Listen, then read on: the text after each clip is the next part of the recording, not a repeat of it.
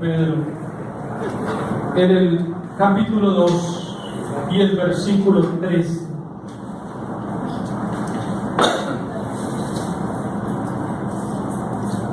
En adelante. El cristiano y su relación con la sociedad. ¿Cómo debe el cristiano relacionarse con un mundo que a leguas está lejos de Dios, que vive en constante conflicto con Dios y con su ley, con un gobierno que atenta contra los mandamientos de Dios? ¿Cómo puede un cristiano estar en medio de un mundo hostil, contrario a Dios desde todo punto de vista? Pero aún así el cristiano llamado a permanecer, a estar todavía, porque como dijo el propio Señor Jesús, estamos en el mundo, pero no somos de aquí. Creo que el pasado domingo, con el tema del inmigrante, basado en la Escritura, muchas cosas nos quedaron claras acerca de nuestro carácter de peregrinos y extranjeros en el mundo. Quienes mejor entienden esto son los que justamente están en esas circunstancias en estos momentos entre nosotros. Los que son inmigrantes, los que vinieron de fuera y están tratando de hallar un lugar acá, entienden mejor que cualquiera de nosotros colombianos el concepto de ser inmigrante. Ser inmigrante es estar de paso.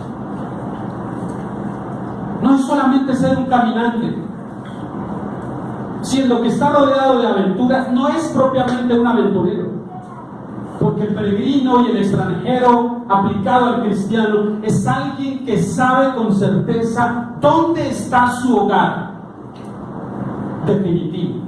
Él sabe que este es su hogar de paso, como los hogares de paso que se han instituido en muchos lugares para peregrinos, para transeúntes nada más, que estarán unos días pero luego tendrán que irse. Nosotros estamos aquí de paso.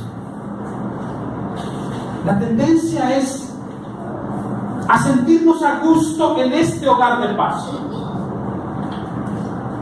pero hemos de recordar siempre que somos peregrinos y extranjeros. Sin embargo, mientras estamos como peregrinos y como extranjeros, tenemos también que someternos no solo a las leyes físicas, sino a muchas leyes civiles que rigen nuestras naciones, como se espera que lo haga todo extranjero.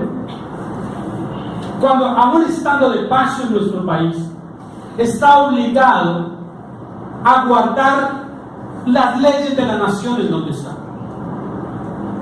Todos sabemos que en Colombia no es habitual ni es una norma que cuando usted va conduciendo por una carretera y hay un retén de policías, si ellos no le obligan a detenerse, usted en Colombia no está obligado a detenerse, simplemente a disminuir la velocidad, pasar de manera lenta frente a ellos, pero si no le hacen indicación de detenerse, usted no tiene por qué detenerse. Pero solo pasando la frontera en Venezuela, si usted ve un retén o una alcabala de tránsito, de policía, de ejército o de comunas del gobierno, usted debe detenerse. No es opción. En Colombia es opción. Usted disminuye la velocidad y si le indican deténgase, se detiene, y si no, usted sigue dándole su saludo. En Venezuela, aunque no lo estén viendo a usted, si pasa por una alcabala, usted tiene que detenerse obligatoriamente y esperar a que ellos lo vuelvan a ver y le digan siga o deténgase. Y sé de lo que hablo porque he tenido malas experiencias en ese sentido en Venezuela, por desconocer la ley. Es igual que en Colombia, bajo la velocidad, y cuando ya arranca, entonces está el policía: ¡Hey! ¿A dónde va? ¿No me vio aquí o qué? Disculpe. Pues eso es en Colombia que la ley, pero aquí es diferente. Y aprendí desde entonces que siempre tengo que detener y volverlo a saber. Y no le sonría mejor. ¿A quién le puede sonreír? Allá mejor que le sonríe. Porque si le sonríe, algo oculta. Ponga la cara más seria que tenga. Dale, chico. Son leyes que cambian del país. Y el hecho de que yo no conozca esa simple norma no me exime de cumplirla. Y puedo presentar argumentos como los que presenté en esa ocasión. Es que yo no sabía, es que esto, es que nada, Señor. Eso fue hace muchos años. Y el carro para los patios con grúa y todo ahí en San Antonio. Y ni modo de discutir nada. Ni modo, estando como extranjeros. Aquí nomás, porque ya en San Antonio, pero somos extranjeros. Pues bien, el apóstol Pedro nos va a hablar de varias relaciones que el cristiano tiene que afrontar diariamente mientras está aquí como peregrino. Y en el primer versículo nos pone ante un tema que requerirá todo un estudio aparte y después, porque yo mismo estoy haciendo la investigación exhaustiva de todo lo que la Escritura nos enseña al respecto, en lo que tiene que ver con la relación nuestra como cristianos con el Estado como tal. Y digo que la investigación porque estoy yendo inclusive hasta encontrar el principio del concepto de Estado. ¿Dónde será eso? ¿Dónde surge eso? ¿Cuándo comienza el Estado, hablando de los gobiernos, a tener señorío sobre los súbditos? ¿Cuándo será eso? Y estoy en ese estudio que me tomará todavía mucho tiempo más. Sin embargo, hoy no podemos hacerle quite al versículo 3, porque sería irresponsable. Además, irresponsable porque el texto es claro.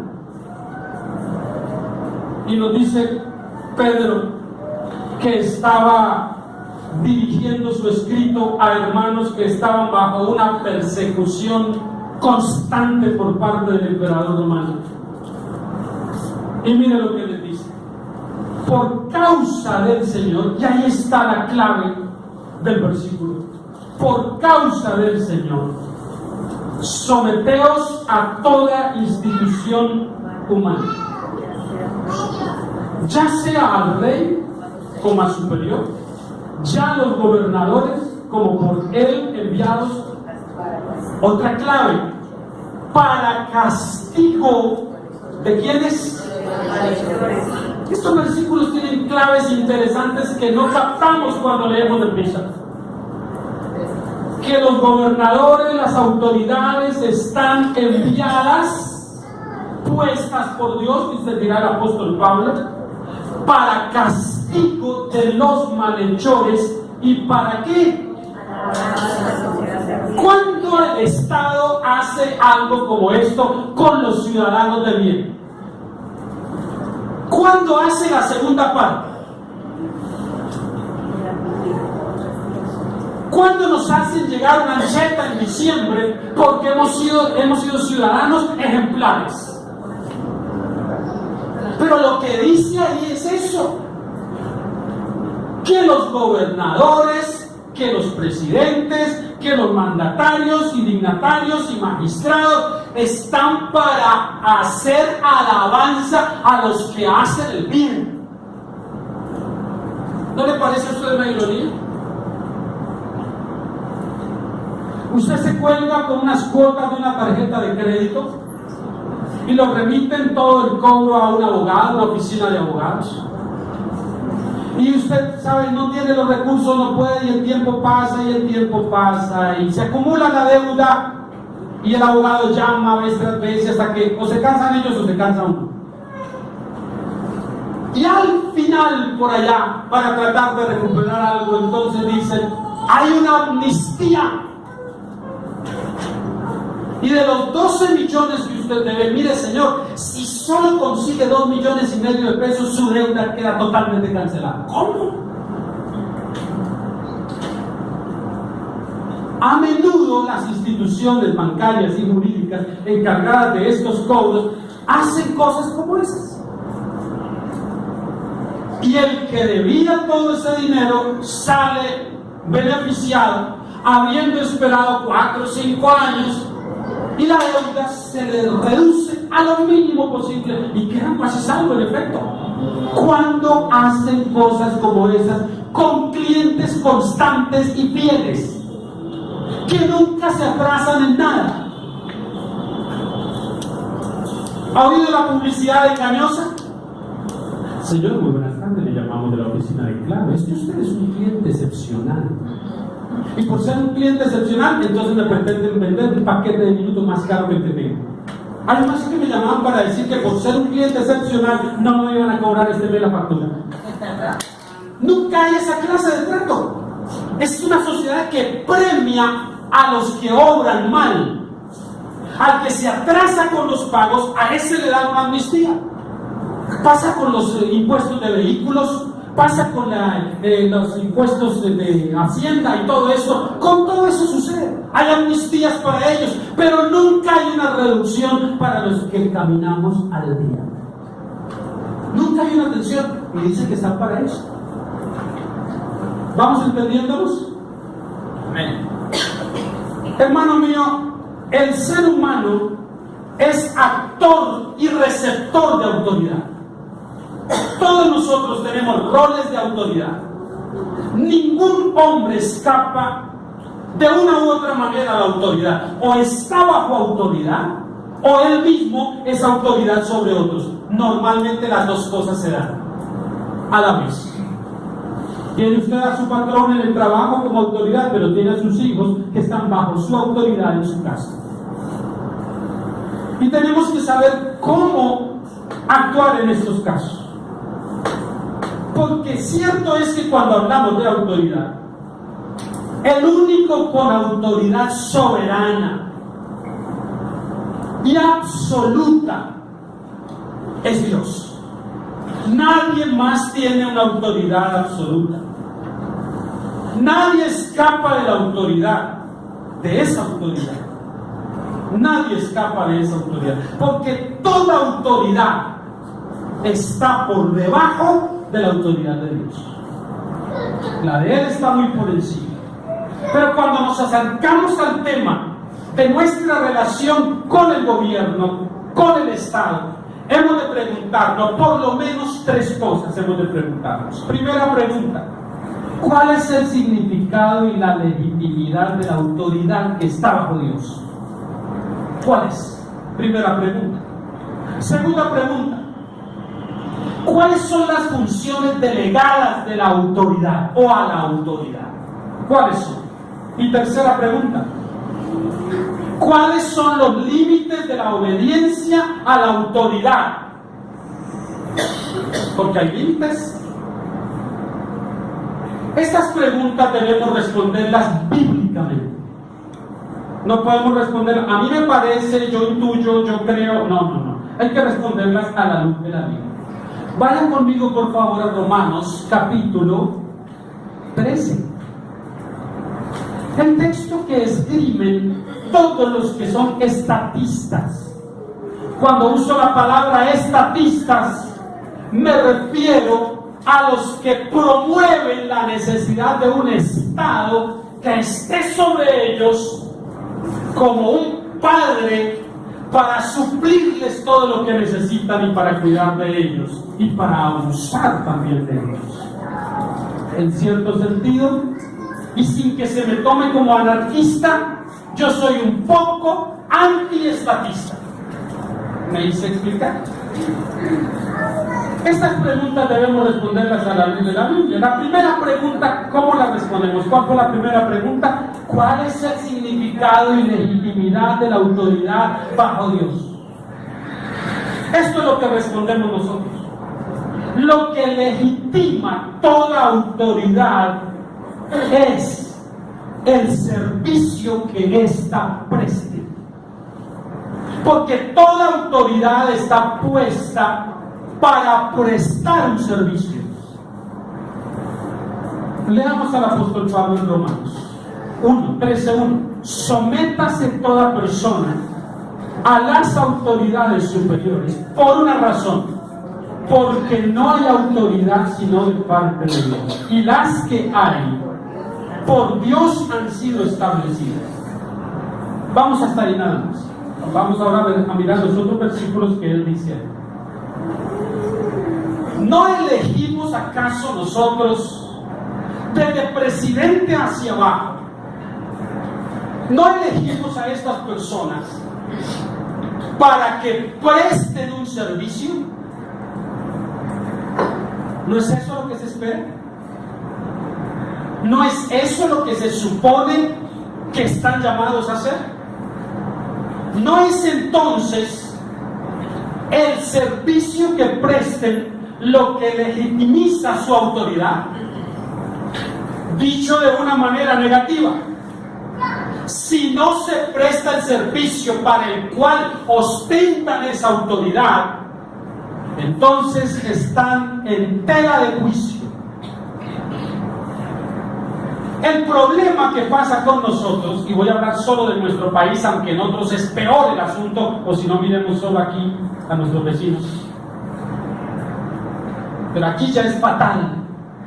¿Cómo es por allí entonces? El problema es que las autoridades desconocen que están para ser servidoras. Toda la propaganda y la publicidad que ellos hacen cuando aspiran a llegar a esos cargos apunta hacia el servicio.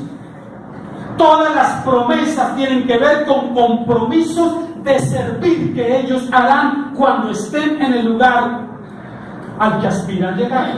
Pero una vez que se instalan allí, cambian inmediatamente, y para la muestra nuestro actual presidente, y se quitan la careta y entonces muestran de frente todo su programa que traen, y ya no son servidores, ahora ejecutan todo lo que van a hacer, pero con otra característica: con dominio. Con dominio. No con dominio, sino con dominio, separado. No con dominio de unidad residencial. Con fuerza, con autoridad ilegítima en muchos casos. Porque si no hay servicio que respalde el ejercicio de esa autoridad, tal autoridad es ilegítima. Si los ciudadanos no pueden conseguir para alimentarse, porque el Estado no puede proveerle lo mínimo para eso, tal gobierno es un gobierno ilegítimo. No está proveyendo las necesidades mínimas de servicio que requieren sus ciudadanos en ningún aspecto. Pero un gobierno como esos es completamente ilegítimo. ¿Por qué? Porque alteraron el asunto, pasaron del servicio al dominio, al control, a la mano dura, a la amenaza, al discurso tendencioso y llamado solamente a dividir opiniones. ¿Saben qué les encanta a nuestros gobernantes? Fraccionar la nación, dividir opiniones, porque ustedes saben, divide y reinarás. Crear ese cisma de separación. Y los únicos incautos somos todos que caemos en eso, defendiendo posturas de aquel y del otro y de este. Es triste. Yo lamenté mucho en la campaña pasada ver el protagonismo de tantos hermanos míos, hermanos en Cristo, de esta iglesia inclusive, a los que poco les veo argumentar acerca de la fe. Pero verlos defender con argumentos las posturas de políticos que hoy no marcan ninguna diferencia en el país, y que si estuviese el otro sería igual. Aquí no hay diferencia. Me atrevo a decir que quizás ni igual, quizás peor. Porque cuando uno tiene en el corazón mucho resentimiento por no haber podido ser lo que quiere ser, seguramente cuando tenga la oportunidad va a querer sacarse el clavo de la manera indebida. Si esta autoridad cumple con el servicio que le fue asignado y que para eso se le puso allí, entonces es legítima. Pero legítima no es absoluta. La única autoridad absoluta es la de Dios. Con todo y que un gobernante haga lo que está llamado a hacer, eso legitimiza su autoridad, su poder, pero no le hace absoluto en el ejercicio de esa autoridad. Que nadie se equivoque. Y esto aplica no solamente desde la presidencia hacia todos los estamentos, también aplica a las iglesias, que son instituciones. También aplica a pastores y organizaciones eclesiales, en donde un hombre se hace absolutamente amo y señor de todos los demás, cacique, plenipotenciario. Todo lo que él diga es palabra de Dios, y todo hay que hacerlo sin discusión. Tal cosa no tiene antecedente escritural, porque la única autoridad absoluta es la de Dios, y no hay ningún otro que ostente este tipo de autoridad. A la segunda pregunta, ¿cuáles son las funciones delegadas de la autoridad? Nosotros decimos que las autoridades civiles están para protección del bueno y castigo del malo. Mira otra vez al apóstol Pablo en Romanos 13:2. De modo que quien se opone a la autoridad, a la que es legítima, a la que ejerce la autoridad con servicio, el que se opone a eso está resistiendo a lo que Dios estableció. ¿Está claro? A lo que Dios estableció. De modo que quien se opone a la autoridad, a lo establecido por Dios, resiste, y los que resisten acarrean condenación para sí mismos. Aquí no hay nada que discutir. Si un gobierno, si una nación está cumpliendo el rol, está prestando el servicio para el cual se le puso allí, estamos llamados a acatar, a someternos a esto sin ningún problema. Pero si no es así, no estamos obligados a someternos a una autoridad que no cumple aquello para lo cual se le puso en ese lugar. Y mire otra vez el apóstol Pablo. Porque los magistrados, estos son gobernadores civiles, no están. Oiga, ¿para qué no están? Usted va simplemente en la carretera y ve un retén de la policía allá deteniendo todos los vehículos, pero usted lleva todo en regla. ¿Qué teme usted? Bueno, hoy tenemos que temer todo, ¿no? Pero básicamente usted lleva todo en regla. ¿Qué tiene que temer? Cuando lo hacen detenerse en un lugar, señor, por favor, sus documentos. Tranquilo, no hay problemas. Su cédula y su licencia y el SOAT y no sé qué y si sé cuándo y el extintor y aquello y lo otro y todo en regla. Adelante, señor. Usted no tiene problema. Pero si usted ve el retén por allá a 200 metros y se acuerda que su SOAT está vencido, ¿qué es lo que siente de una vez?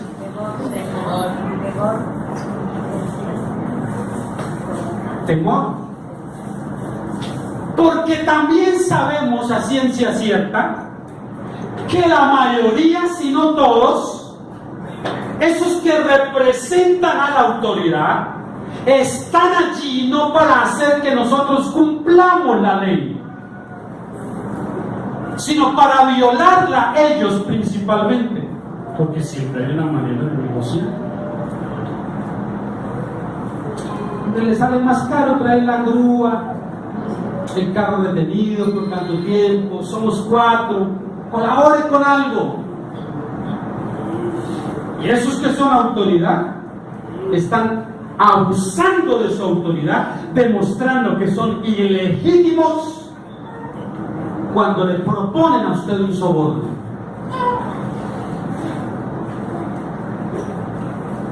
Si yo sé que usted quiere que diga, ¿y qué hacemos entonces? Y caemos en ese soborno. Cuando ellos proponen un soborno, ya están mostrando que son ilegítimos. Están revelando que no son gente buena, no son gente de fiar, aunque tengan el uniforme y todo eso. Pero cuando proponen eso, ya están revelando quiénes son.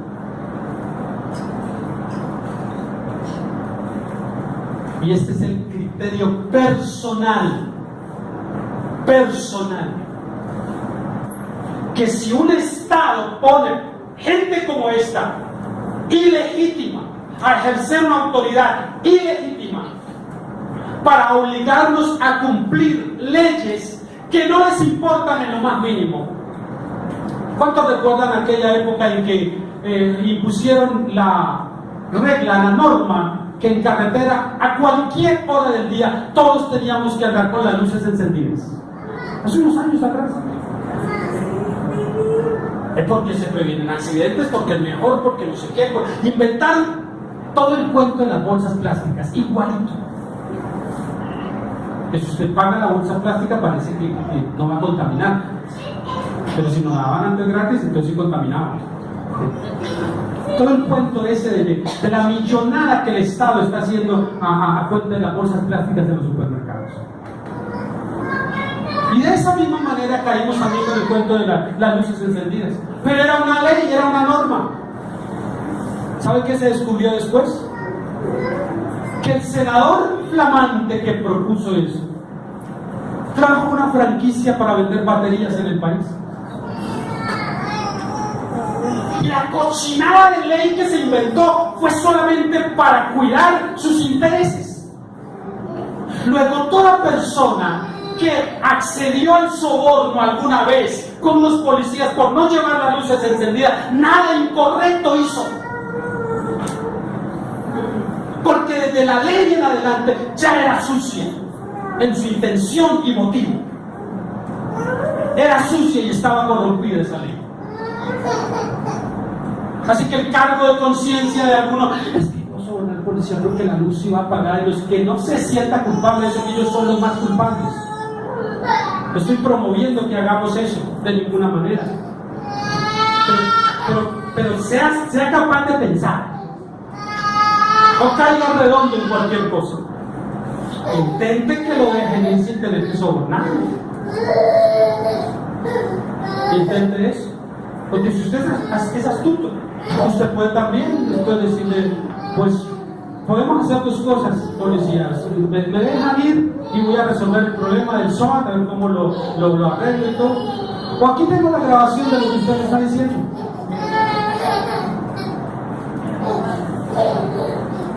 Y aunque se demore, le garantizo que unos días lo destituyen. Así que nosotros tenemos que entender esto. La autoridad, los magistrados, los que están en puestos de gobierno, están principalmente para estas dos funciones. Ellos deben castigar al malo. El malo tiene terror a eso, pero el bueno no. A nosotros la ley no nos hace cosquillas porque intentamos vivir de acuerdo a ella. Punto. ¿Cuál es el problema? Pero los malos sí temen de eso. Ellos sí tienen que temer, porque están violando la autoridad, están violando la ley. y la ley debe ser fuerte con el que la transgrede. Pero la segunda parte es lo otro que deben hacer también, y eso es donde están en deuda.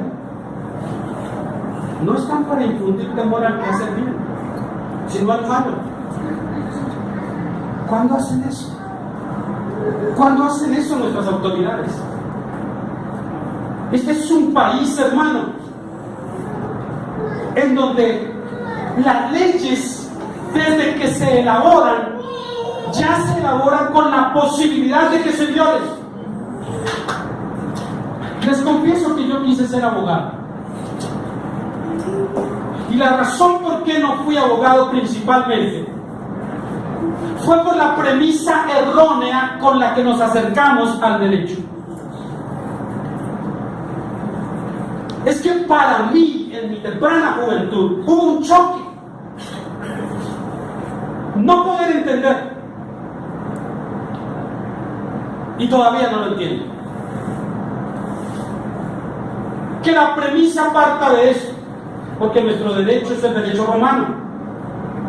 Y entonces la premisa es: todo hombre es inocente hasta que se le demuestre lo contrario.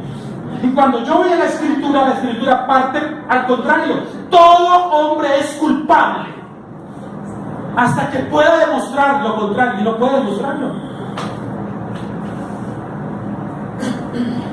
Y considero principalmente a los abogados que tienen que defender casos penales, porque generalmente, y yo sé que hay algunos abogados entre nosotros, generalmente terminan usando la ley. Ellos saben, conocen la ley y la terminan usando inclusive para defender delincuentes y personas que transgreden constantemente la ley. Y uno cuando sabe que uno está actuando correctamente, que está actuando por donde es, uno dice: pero ¿cómo es posible que no haya leyes en este país que sancionen al que hace mal, que lo pongan en su lugar, sino que yo, que intento hacer lo bueno, soy el que tengo la ley encima? La ley conmigo es implacable, pero es laxa con el perverso, con el malo. ¿Usted no entiende eso? Tengo un gran amigo, abogado en Venezuela. Él fue amigo en su tiempo, fue abogado del expresidente Carlos Andrés Pérez. Un penalista bravísimo. Y un día me confesó esto, me dijo: pastor, ¿sabe? Dejé el derecho penal. No puedo más con eso. ¿Por qué, hermano? ¿Qué sucedió? Digo: no hago más que defender delincuentes de cuello blanco. Eso pasé años. Que salen libres. Y luego, para no pagarme, comienzo a ganarme amenazas. De una u otra manera, coaccionando. Hicimos un arreglo por tanto porcentaje de esas tierras, en ese pleito que tenían, y los logré sacar con la ley. Los saqué limpio. Y ahora vienen las amenazas para no darme el porcentaje. Y me cansé de eso. Me cansé, no puedo más con eso. Porque al contrario del derecho romano y de lo que las leyes dicen en la mayoría de países, Dios miró hacia la tierra y quiso ver un hombre bueno, uno, y no lo halló. Todos se desviaron a una, todos hicieron lo malo, todos son culpables, todos están destituidos de mi gloria. Pero el derecho me dice que no, que el hombre es inocente y que tiene derecho de Dios. Tienen que reunir pruebas para demostrarle que no, que sí es culpable. Y como es tan fácil reunir pruebas, es tan fácil que le pongan a usted ya pruebitas y todo para incriminarlo en la sociedad en que estamos. Y usted puede ser inocente, pero no hay nada más doloroso que le cae a uno más fuerte que saberse uno inocente y sentir que aún la ley está contra uno.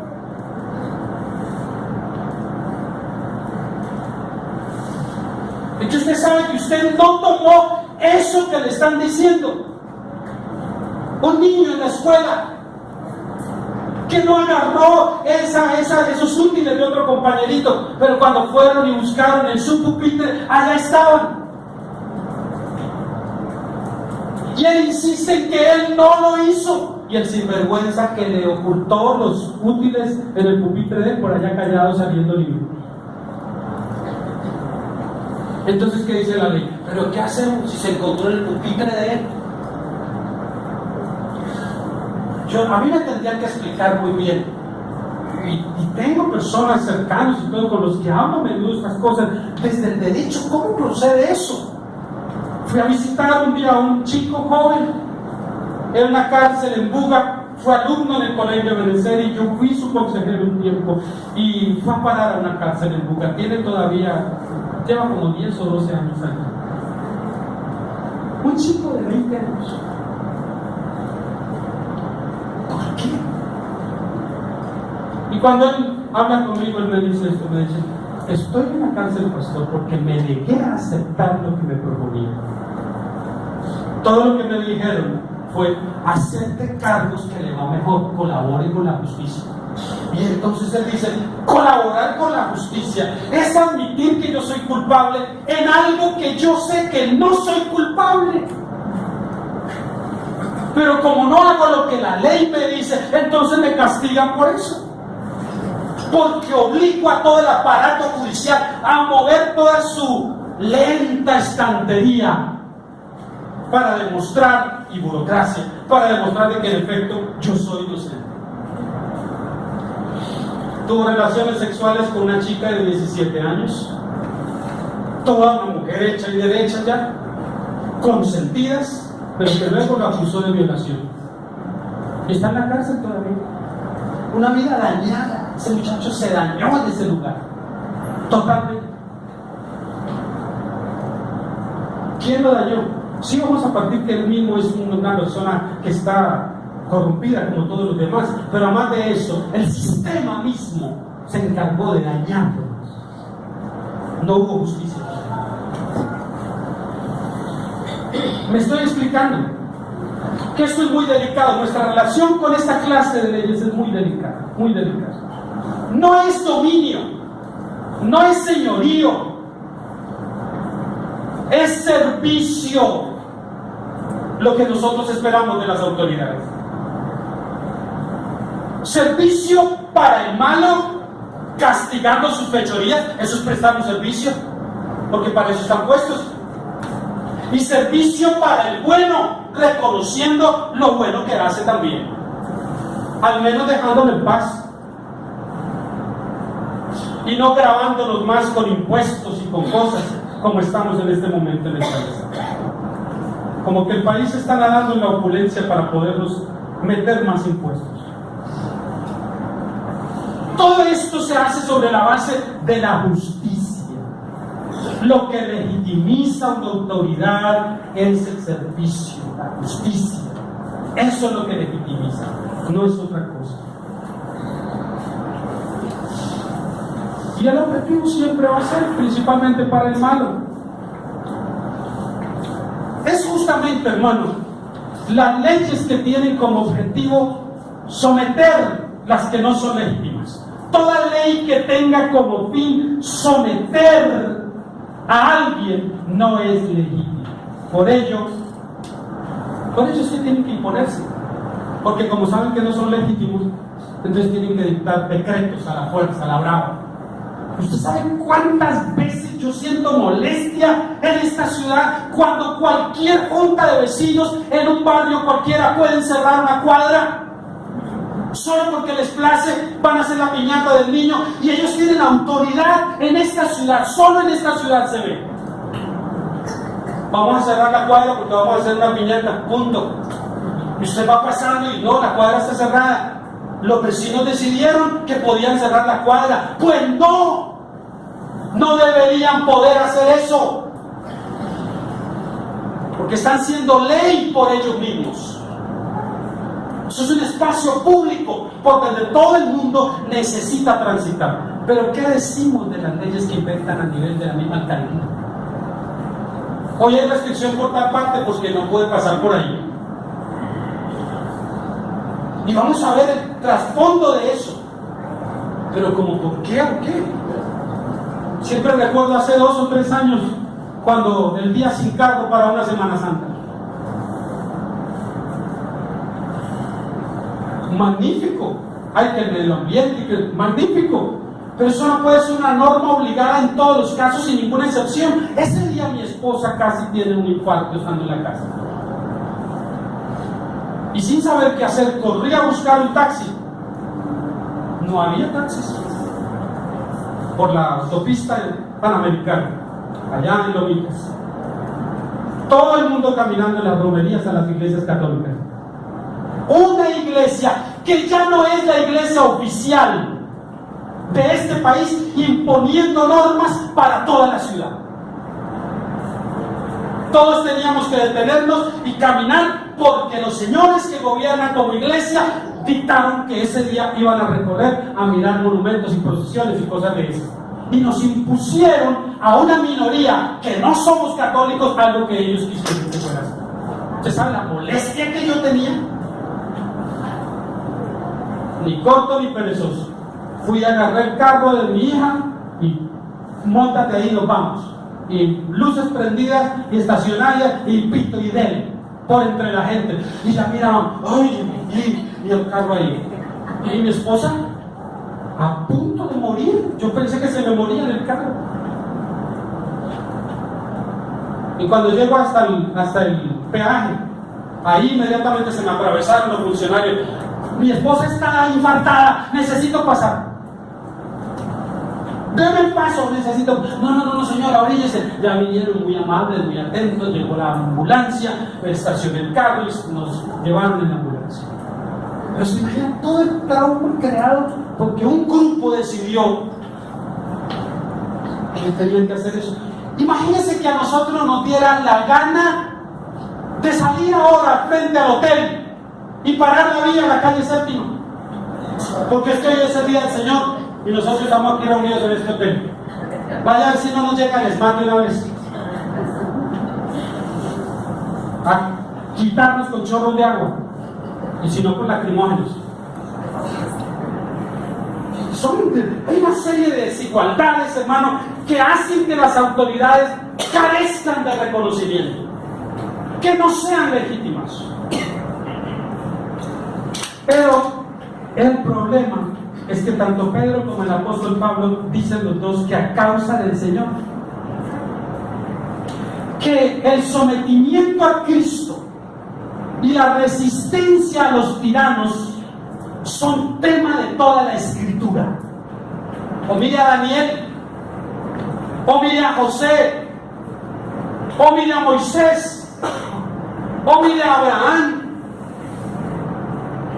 o mire a Sansón contra los filisteos, o a David, o a los amigotes de David, oponiéndose al insurrecto rey Absalón, que se sublevó contra su padre.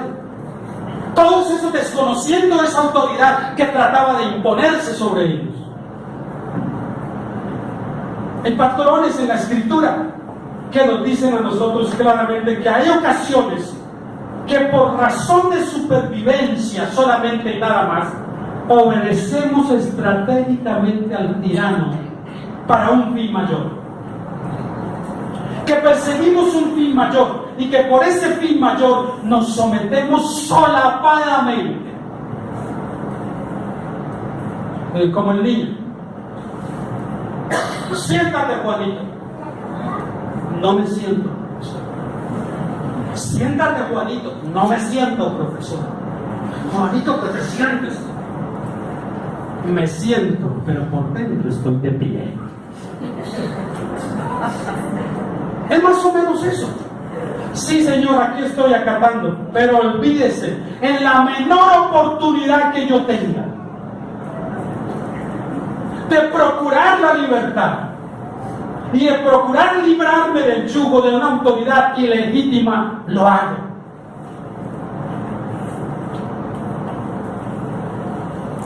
Yo tengo una crítica contra muchos jóvenes venezolanos huyendo de su país a reclamar en naciones extranjeras lo que han sido incapaces de reclamar a su ilegítimo presidente? ¿Por qué no se arman de valor? ¿Por qué no hacen algo para tumbar a ese ilegítimo? ¿Por qué no? Porque es mejor salir a mendigar a las calles de otras naciones.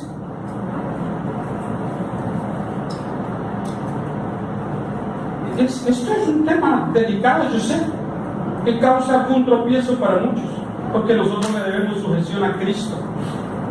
Y estamos llamados a promover la sujeción a Cristo, a promoverla siempre, aún estando bajo una condición de subyugación. Habrá ocasiones en que aún obedeciendo a las autoridades seamos objetivos del tirano, pero aprovechar toda oportunidad para promocionar el bien de otros. ¿Qué hacemos con las autoridades que son legítimas? Acatarlas. ¿Qué hacemos con las autoridades ilegítimas? Toda vez que tengamos oportunidad, recordarles para qué están puestos allí.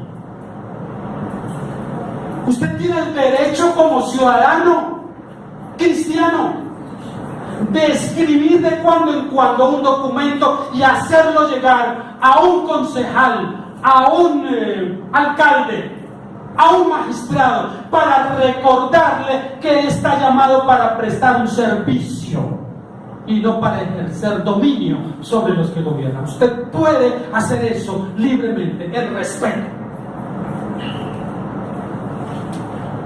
Estamos llamados a hacer cosas como esas. Es una manera de oponernos a autoridades que no se legitimizan. Es una manera democrática también y bíblica de hacerlo, haciéndoles ver que están actuando mal.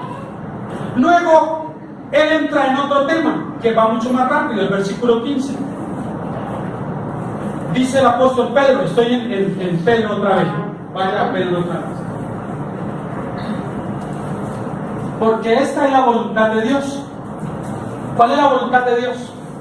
Que haciendo el bien hagamos callar la ignorancia de los hombres insensatos, porque no hay nada que golpee más a los que abusan de la autoridad, de los puestos de preeminencia, que ver personas que a pesar de que sus derechos están siendo vulnerados, siguen haciendo el bien.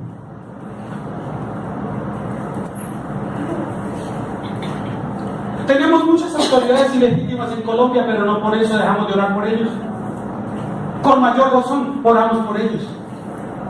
Con mayor razón. Porque la palabra no me dice a mí, si los consideran legítimos, ora por ellos. Si son ilegítimos, ni pidas por ellos. No, me dice que oremos por ellos. Y eso es lo que hacemos. Entre más ilegítimos, más oramos por ellos, para que el Señor les muestre lo mal que están actuando.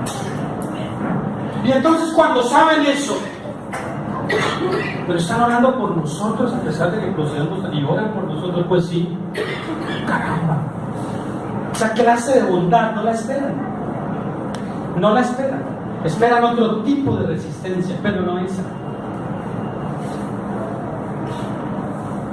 Como libres, versículo 16, pero no como los que tienen la libertad como pretexto para hacer lo malo, sino como siervos de Dios. No procuramos emanciparnos de toda autoridad para que reine la anarquía y hacer lo que nos parezca y lo que nos da la gana. No es eso lo que queremos. Seguro que todos ustedes han visto esos videos en Asia, en lugares, en ciudades conglomeradas de Asia, en donde ni siquiera hay un semáforo. Y usted ve vehículos que ¿cuándo va a haber una matazón aquí? Porque unos van en esta dirección y todos pueden pasar sin semáforo. ¿Cómo le hacen? Usted ve un semáforo en verde y aún estando en verde, tengan cuidado porque viene un loco que se pasó en rojo. Y teniendo usted el aliento, o sea, no dé por sentado nada, no dé por hecho nada, porque nunca sabemos. Y si usted es osado y le dice a un individuo de buena manera, usted sabe cuál va a ser la respuesta que va a obtener. Yo opté por no decirle a nadie nada en este lugar. Hagan lo que quieran. Yo voy a tratar de vivir cumpliendo las normas de tránsito y lo que se espera de mí, y ustedes saben lo que les parezca. La última vez fue una dama distinguida en una motocicleta. Por la mitad de la vía, ni modo de rebasarla por este lado ni por este, y con su celular. ¡Qué sentido de irresponsabilidad! ¿Dónde hay un bendito policía que venga y le saque un par para que le salve la vida? Posiblemente si la para le va a salvar la vida. Y yo, ¿cómo puedo? Y ella va ahí entre... Espero que no pensó que le estaba coqueteando. Finalmente pude rebasarla un poco y bajé el vídeo y le dije: por Dios. Entonces sí pudo colgar y adelantar. Y se me adelantó, y más adelante no les digo lo que me hizo. ¿Te lo imaginas?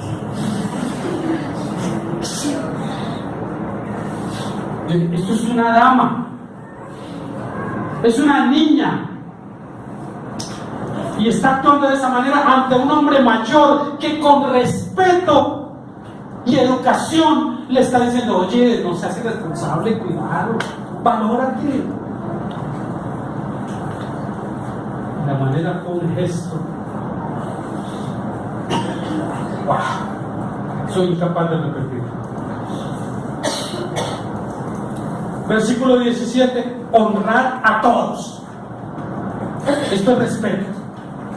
Respeto. El respeto es más que tolerancia, hermano. Es más, es que ahí lo estoy tolerando. Eso ya es un poquito por debajo del respeto. El respeto es más que la tolerancia. Y Pedro dice: respeten a todos. Amen a los hermanos. Ámenlos. Teman a Dios. Honren al rey, respétenlo. El gobernante, el alcalde, respétenlo. Usted no puede ir a tratar al alcalde de cualquier manera como le parezca. No, eso no está bien. Menos usted es cristiano. Oiga, para con no sé qué, que quién lo puso allá. Tampoco tiene que ser una verija. Excelentísimo señor alcalde, honorabilísimo.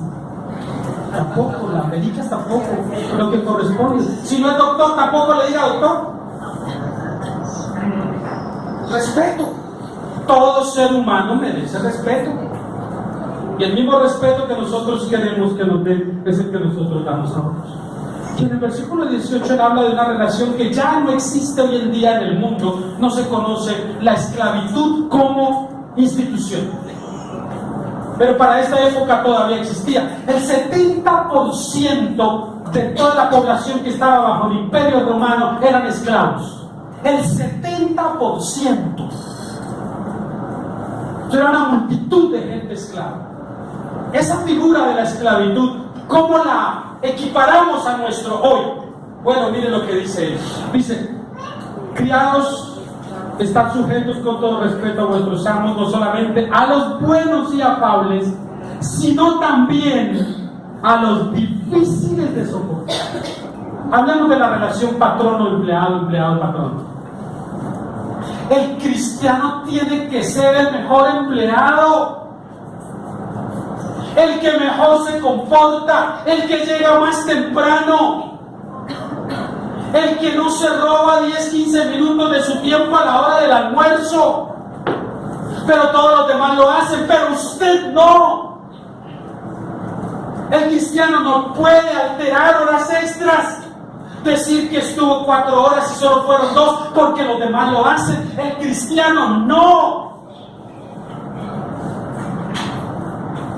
Pero los patrones cristianos tampoco pueden abusar de los empleados que tienen, sean cristianos o no. Y aquí va, y ojalá usted le diga a algún patrono que tenga usted que abusa de muchos inmigrantes, pagándoles salarios miserables, porque son inmigrantes. Y los ponen a trabajar duro, pagándoles un salario que no le pagarían a un colombiano porque va y lo denuncia. Pero lo bueno es que son patrones cristianos. ¿Qué cristianos van a ser? Y si aquí hay personas que emplean, así sean inmigrantes o colombianos, la ley colombiana dice que hay un mínimo. Y no podemos ponernos por debajo de eso. Si usted emplea a una persona para unos trabajos diarios, saque las cuentas de lo que equivale el día y pague el mínimo lo que la ley dice. Y si no puede, no lo haga. No se meta en líos. Pero no viole la ley de Dios y la ley humana también. Porque eso le acarrea a usted desgracia. Solo a usted. Patrones cristianos que abusan de sus obreros, cantidades. Pero obreros que abusan también de sus patronos cristianos, igual. Que es triste decirlo, hermano, pero hacer negocios de cualquier tipo que sea con cristianos se ha vuelto un problema verdadero. Un lío del que usted no sabe después cómo salir. Documentos, hermano, todo claro, cláusulas, testigos. Y aún así, muchas veces no funciona. Es doloroso. Porque esto solamente significa que entonces estamos tratando con gente que dice que es cristiana, pero que no lo es. Porque si alguien dice que es cristiano, pero no procede como cristiano en esas cosas simples, simplemente no lo es. No lo es. Y dicen que debemos tolerar inclusive a los patrones que no son amables, esos que son difíciles de soportar. Y mire el versículo 19. Porque esto merece aprobación. Si alguno a causa de la conciencia delante de Dios sufre molestias padeciendo injustamente. Oiga, pues, ¿qué gloria es? Si pecando sois abofeteados y lo soportáis. Es decir, si se soportan las consecuencias por haber hecho lo malo, ¿cuánto más debemos estar dispuestos a soportar por haber hecho lo bueno? Para esto fuimos llamados. Esa es la gran frase de Pedro aquí, que el tema que él trata en su epístola de manera general, ¿cuál es? La esperanza del cristiano en medio del sufrimiento. En todo el capítulo tiene unos sesgos sobre el sufrimiento, y aquí se entra en eso. Dice, ¿qué gloria hay? Si ustedes hacen lo malo, son abofeteados y lo tienen que soportar porque saben que hicieron lo malo. Ahora, si hacen lo bueno y sufren y lo soportan, esto ciertamente es aprobado delante de Dios. Y mire el versículo 21, gran contribución esta mañana. Porque para esto, me lo leo otra vez, lo había leído. No, de eso no me hablan a mí en la iglesia postmoderna a la que yo vivo. Eso no me lo dicen a mí. Pero dice que parte del llamado, en el llamado general que Dios hace para la salvación, un segmento de ese llamado contempla esto. Porque para esto también fuimos llamados. Tu mejor tiempo está por venir. Sí, si no has llegado al sufrimiento, te viene. Si no has llegado a padecer por causa de Cristo, te viene.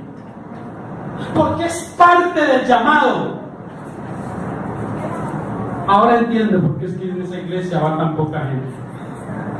Ahora entiendo por qué es que poca gente le hace caso a Dios. Solo habla de sufrimiento. ¿Sabe, mi hermano? Un día usted va a recordar todas estas enseñanzas. Un día usted va a atesorar todo esto.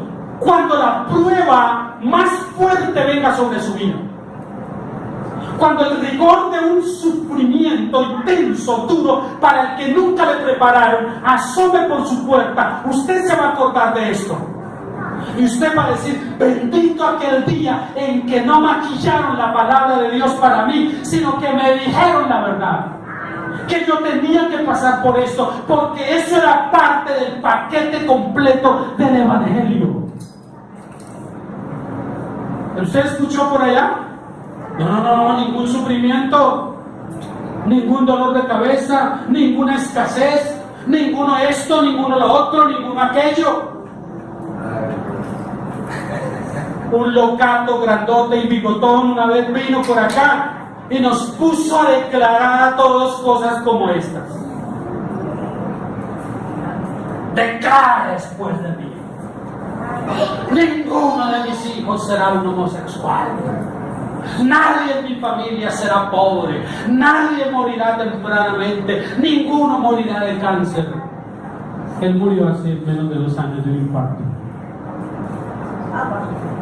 Y Dios sabe en qué condiciones.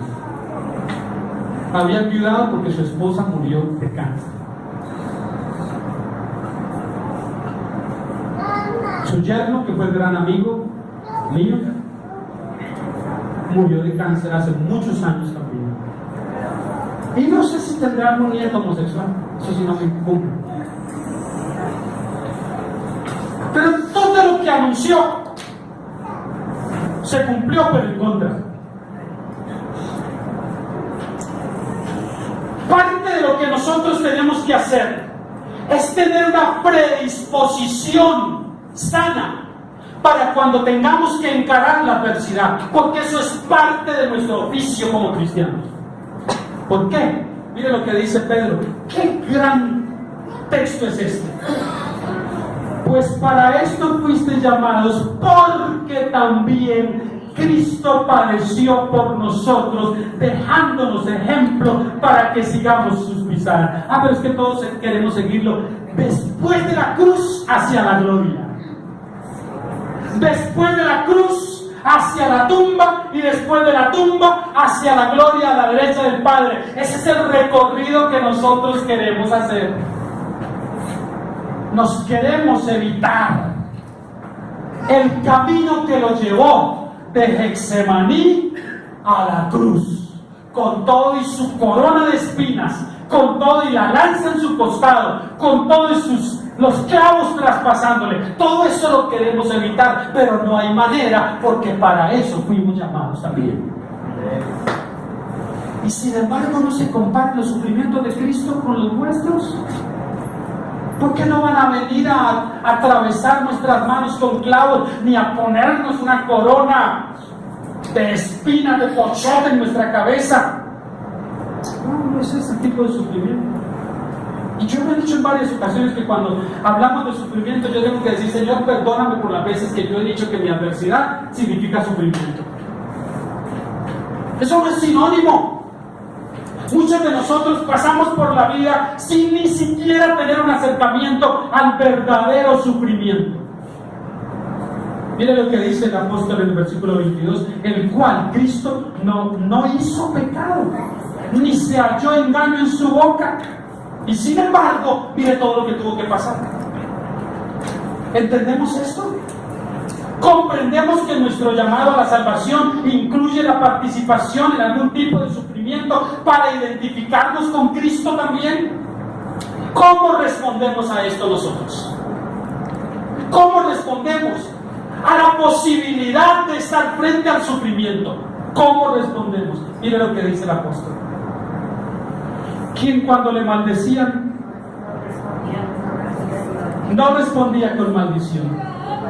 Cuando padecía, no amenazaba, sino encomendaba la causa al que juzga justamente. Quien llevó él mismo nuestros pecados en su cuerpo sobre el madero, para que nosotros, estando muertos a los pecados, vivamos a la justicia, y por cuya herida fuisteis sanados. Porque vosotros erais como ovejas descarriadas, pero ahora habéis vuelto al pastor, no al apóstol, ni al profeta, sino al pastor y obispo de nuestras almas.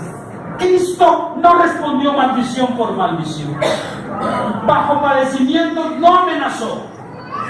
Él no estaba allá en la cruz. Dejen que yo me baje esta cruz para que vean, soldadito romano.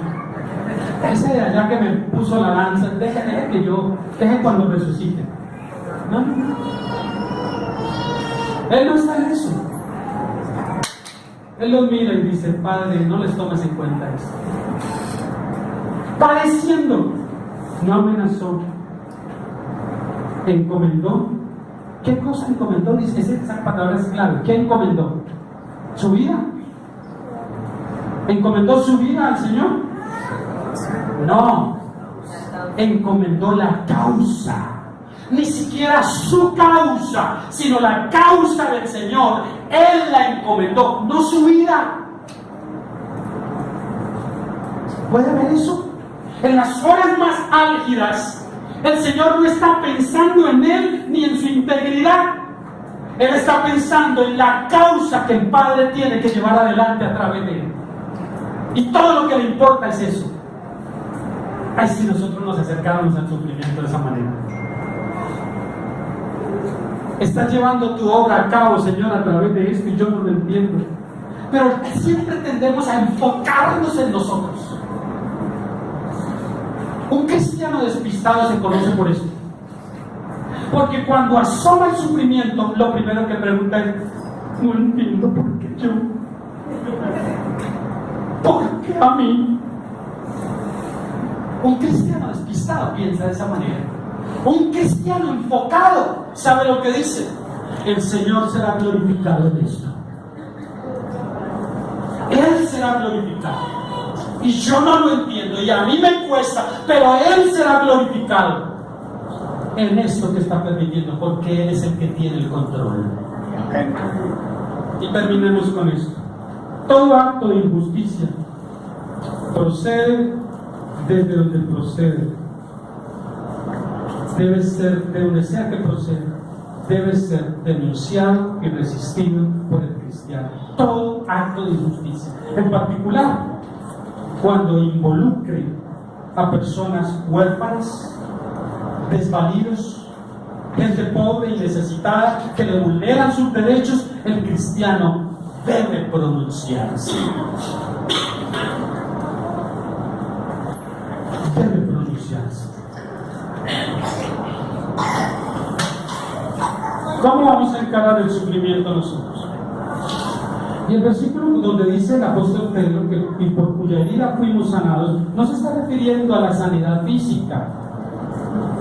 Mire que todo el contexto habla de la herida que el pecado nos causó y que le significó la muerte a él. La podrida llaga de la que habla Isaías no es la sanidad física. Y por su llaga fuimos nosotros curados. Eso no tiene que ver con sanidad física, eso tiene que ver con la llaga podrida del pecado. Por su llaga fuimos nosotros curados. El contexto es ese. Es pecado de lo que habla, no de sanidad física, como principalmente se piensa. Incline su cabeza, por favor, un momento conmigo. Señor, queremos ser ciudadanos ejemplares. Sí. Queremos aprender a vivir conforme a la ley tuya.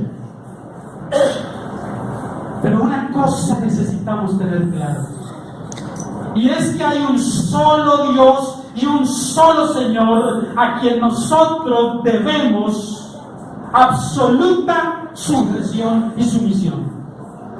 Al único que reconocemos como Señor soberano eres tú. No reconocemos a nadie más. Tenemos un presidente en nuestra nación, pero Él no es soberano. Tenemos dignatarios, gobernadores, alcaldes, pero no son soberanos. Su autoridad no es absoluta. Está condicionada a que cumplan el rol para el cual fueron elegidos y puestos allí. Ayúdanos a ser ciudadanos ejemplares. Y ciudadano ejemplar no significa agachar la cabeza y someternos a toda ley injusta que dicten desde el gobierno. No, significa también ser capaces de denunciar los atropellos y los abusos toda vez que se presenten, aún por parte de autoridades. Gracias, Señor. Gracias por tu palabra. Gracias por la oportunidad. Gracias por este grupo precioso de personas que tú has traído esta mañana para ser confrontados con la verdad de tu palabra. En el nombre de Jesús. Amén. Ahí se